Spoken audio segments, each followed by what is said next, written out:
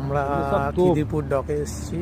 নেভির মাল, নেভি ক্যাম্পের আজকে আর আছে, ক্যাম্প আছে, ঘুরতে এসেছি।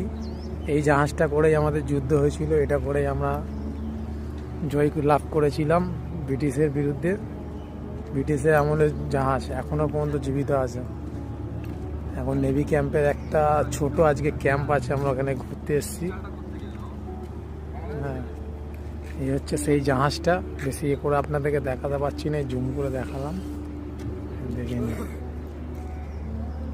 আর এইটা হচ্ছে আমাদের পুরনো টাইটানিক। এটা করে মাল বহিত গাড়ি এগুলো, ঠিক আছে। আর আশেপাশে দেখাবো, চলো ওই দিকটা দেখি। যদি সামনে মোবাইল নিয়ে যাওয়া যাবে না, ঠিক আছে। এই হচ্ছে ক্যাম্প। আর এদিক দিয়ে গেলে আপনি ওই পুকুরটা দেখতে পারবেন। এখানে সব মানে এখানে সব ওই কি বলছেন আপনি, ওই জিনিসপত্র রপচাই করে এখানে সব রাখা হয়, ঠিক আছে। খিদিরপুরের ডকের যত আর্মিদের মানে আর্মি, আমাদের সেনাবাহিনী, আমাদের দেশের সেবকের খাদ্যগুলো সব এখানে রাখা হয়, যেগুলো খাওয়া হয়। হ্যাঁ, চাল ডাল গম। আর এটা আমাদের হচ্ছে পুরনো রপ্তানি জাহাজ, মাল বহন করে, ঠিক আছে। আর ওই যে জাহাজটা প্রথমে আপনাকে দেখালাম বিশ্বযুদ্ধে, ওই জাহাজটাই গেছিল, ঠিক আছে।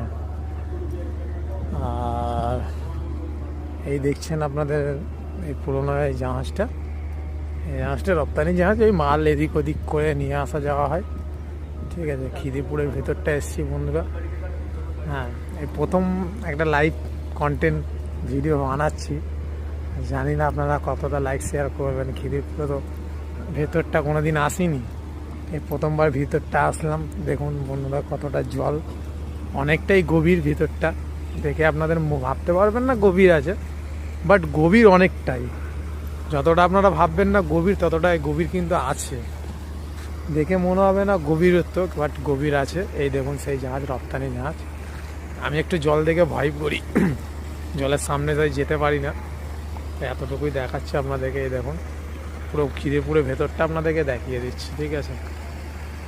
এইভাবে বড় বড় ট্রাকগুলো আসে, ট্রাকে করে মাল আসে আমাদের সেনাবাহিনীদের জন্য।